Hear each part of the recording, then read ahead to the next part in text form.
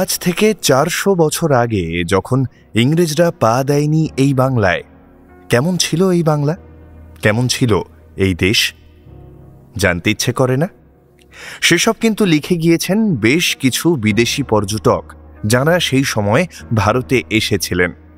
আর সেই সব লেখা যখন পাওয়া যায়, তা কোনো মণিমুক্তের থেকে কম দামি কিছু নয়। গত কয় মাস যাবৎ আমরা খুঁজছিলাম এরকমই কিছু লেখা। র্যালফ ফিচ ছিলেন বাংলায় পা রাখা প্রথম ইংরেজ। 1586 সালে তিনি এসেছিলেন বাংলায়। কেমন ছিল তার ভ্রমণের অভিজ্ঞতা জানবো আজকের পর্বে। আজ দ্বিতীয় পর্ব। প্রথম পর্ব শুনতে ডেসক্রিপশনে দেওয়া লিঙ্কে ক্লিক করুন। আপনারা শুনছেন ক্লক টাওয়ার। পৃথিবীর বিভিন্ন দেশের বিভিন্ন সময়ের বিভিন্ন মানুষের গল্প আমরা নিয়ে আসি প্রত্যেক সপ্তাহে, অর্থাৎ গল্প হলেও সত্যি। আমাদের প্রত্যেকটি পর্ব তৈরির পিছনে থাকে আমাদের একাধিক সদস্যদের কঠোর পরিশ্রম। আপনাদের ছোট্ট সমর্থন আমাদের তাই পৌঁছে দিতে পারে অনেক অনেক মানুষের কাছে। লাইক করে সঙ্গে থাকুন আর অবশ্যই সাবস্ক্রাইব করে ফেলুন আমাদের এই চ্যানেলটি। আমাদের এই পর্বটির জন্য মূল লেখা থেকে সংক্ষিপ্ত ভাবানুবাদ করেছেন কৌশিক রায়। তাহলে চলুন আমরা প্রবেশ করি র্যালফ ফিচের ভ্রমণ কথায়। বল্টু ফস করে বলে বসে, তুমি কত জানো শঙ্খদা। আর আমিও ফস করে তাতে জুড়ে দিলাম, অথচ এতটুকু গর্ব নেই, দেখেছিস? এই না মানে আর কি। শঙ্খদা বেশ বিরক্ত হয়েই বলল, এই জ্যাঠামো হচ্ছে। তারপরেই কিছুটা রঞ্জিত মল্লিক স্টাইলে বলে উঠল, চাপকে তোমার পিঠে থাল তুলে নেব। থাক, পরেরটা আর বললাম না। আমরা তিনজনই হেসে উঠলাম।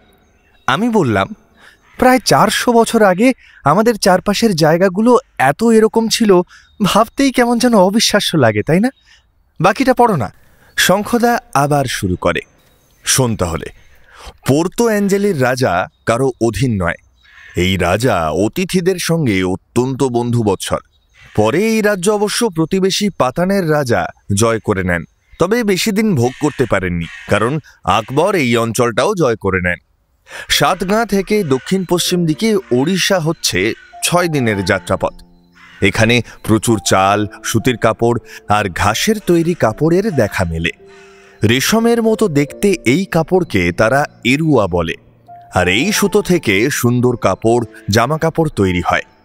সেসব ভারত ও অন্যান্য জায়গাতেও যায়।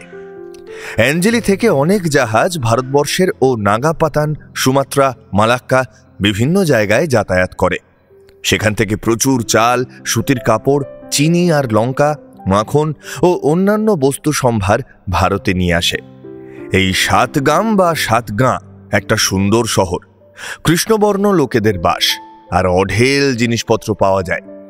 বাংলায় নিত্যদিন তারা এখানে ওখানে যে বাজার বসায় সেটাকে বলা হয় চান্দু। লোকগুলোর সঙ্গে অনেক নৌকো থাকে, যা নিয়ে তারা এক জায়গায় থেকে অন্য জায়গায় বাজার করতে যায়। চাল এবং অন্যান্য বস্তুও কেনাকাটা করে। নৌকায় 24 থেকে 26 জন মানুষ দাঁড় টানে। প্রচুর মালপত্র বইতে পারে। নৌকোগুলোয় কোনো ছাউনি নেই। এখানে মানুষজন গঙ্গা নদীকে অত্যন্ত পবিত্র বলে মনে করে এবং গঙ্গার জল নিয়ে যায় দূর দূরান্তে। বিভিন্ন অসুস্থতা ভালো করতে গঙ্গার জল ছিটিয়ে দেওয়া হয়। সাতগাঁ থেকে আমি গেলাম টিপ্পারার রাজার রাজ্যে। সেই দেশে পোর্তো গ্রান্দের সঙ্গে মোগেনের যুদ্ধ চলছিল। মোগেন হল রেকন আর রামুর রাজধানী। টিপ্পারার রাজ্য শক্তিশালী হওয়ায় চট্টগ্রাম বা পোর্তো গ্রান্দে রেকনের রাজার অধীনস্থ ছিল। কাউচ বা কুইকিউ, সম্ভবত কুচবিহার থেকে 4 দিনের পথ পেরিয়ে বোটান্টার নগরের নাম বতিয়া। সেখানে রাজাকে বলা হয় ডারমেইন। মানুষজন দীর্ঘদেহী এবং বলিষ্ঠ। চীনদেশ থেকে বণিকরা আসে। তারা মুস্কুইয়া বা টারটারি ভাষায় কথা বলে। শঙ্খদা একটু থামে। এই নামগুলো বেশ অদ্ভুত, তাই না? ফিচ যখন ভারতে এসেছিলেন তখন ভারতে ছোট বড় মাঝারি মিলে কয়েকশো দেশীয় রাজ্য ছিল। তাই আজকের দিনে এগুলোর প্রত্যেকটিকে চেনা প্রায় অসম্ভব। তবে ভৌগোলিক মানচিত্রের কথা মাথায় রাখলে এগুলো সবগুলোই পূর্ব বা উত্তর পূর্ব ভারতের অংশ বলেই মনে করা যেতে পারে। কাউচ যেমন তোদের তো একটু আগে বললাম, এটাকেই সম্ভবত আজকের কোচবিহার বলা হচ্ছে। আমি বলি, সত্যি তখন দেশটা এতগুলো ছোট ছোট স্বাধীন রাজ্যে বিভক্ত ছিল যে একজন বিদেশি প্রতিটিকেই দেশ বলছেন। এ যেন ভাবতেই অবাক লাগে, তাই না? বল্টু যেন একটু বেশি আগ্রহ পেয়ে গিয়েছে। এই তুই একটু চুপ কর না বাপ, শঙ্খদা তুমি পড়ো। শঙ্খদা মুচকি হেসে শুরু করে, শোন তাহলে, চৈনিক বণিকরা এখানে কস্তুরি, রেশমের কাপড়, গোলমরিচ, জাফরান, আগিট পাথর ইত্যাদি কিনতে আসে। এই জাফরান যেন পারস্যের জাফরানের মতোই হয় সেটা তারা খেয়াল রাখে। দেশটা বেশ বড়, প্রায় 3 মাস লাগে যাত্রা করতে। এদেশে খুব উঁচু পাহাড় আছে, এতটা উঁচু যে কোনো মানুষ 6 দিন ধরে যাত্রা করলে তবে গোটা পর্বতটা দেখতে পায়। এই পাহাড় বা পর্বতের ওপর যারা বাস করে তাদের কান 1 বিঘত করে লম্বা। যাদের কান এতটা লম্বা নয় তাদের ওরা উল্লুক বা মূর্খ বলে। ওরা বলে যখন পাহাড়ের ওপরে তারা ওঠে তখন সমুদ্রে যত জাহাজ যাতায়াত করে সেটা দেখা যায়, যদিও কোথায় যাচ্ছে বা কোথা থেকে আসছে সেটা বোঝা যায় না। পূর্ব দিকের দেশ থেকে যেসব বণিকরা আসে ওরা বলে সূর্যের দিক থেকে, মানে চীন দেশ থেকে। চীনেদের তো দাড়ি গোঁফ নেই।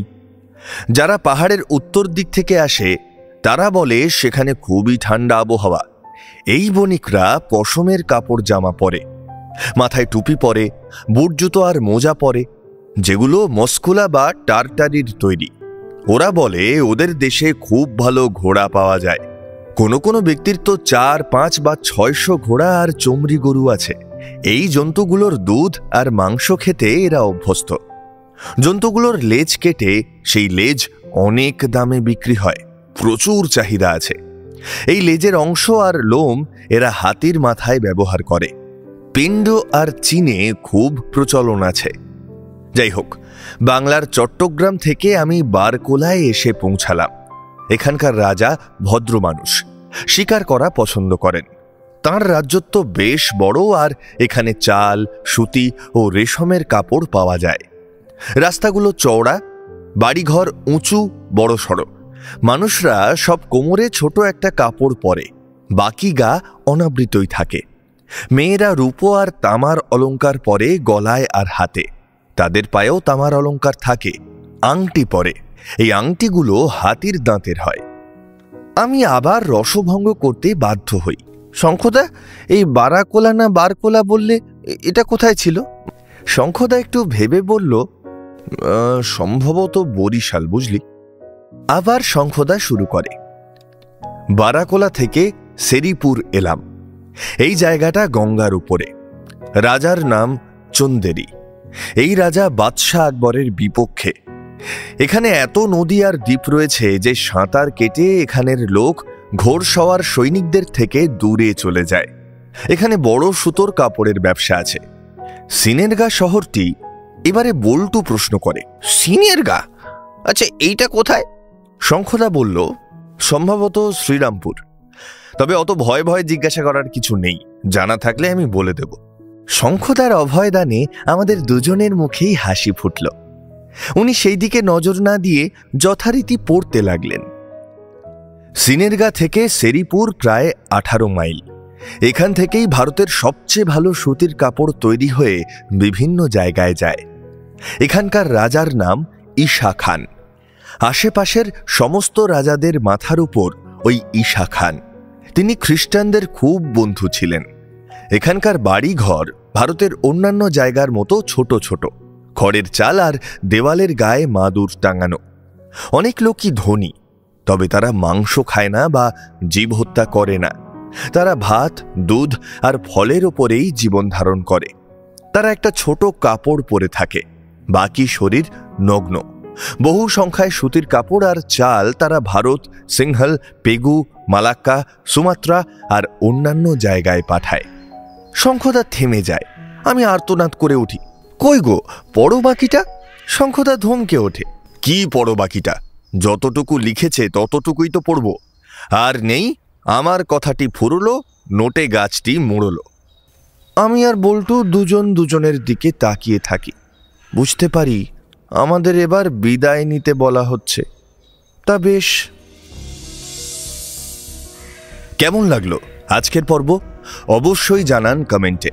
আমাদের প্রত্যেক পর্ব তৈরির পেছনে থাকে আমাদের একাধিক সদস্যদের কঠোর পরিশ্রম। আপনার ছোট্ট একটি লাইক সেই পরিশ্রমকে দিতে পারে অনেক অনেক ভালোবাসা। তাই অবশ্যই পর্বটি লাইক করে আমাদের আরও ভালো ভালো পর্ব তৈরি করতে উৎসাহিত করুন। বন্ধুদের সঙ্গে শেয়ার করে নিন এই পর্ব আর সাবস্ক্রাইব করুন আমাদের চ্যানেল।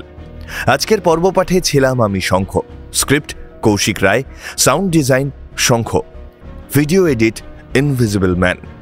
আগামী সপ্তাহে আমরা আসছি আরও একটি নতুন পর্ব নিয়ে, তাই সঠিক সময় নোটিফিকেশন পেতে অবশ্যই সাবস্ক্রাইব করে বেল আইকনটি প্রেস করে রাখুন।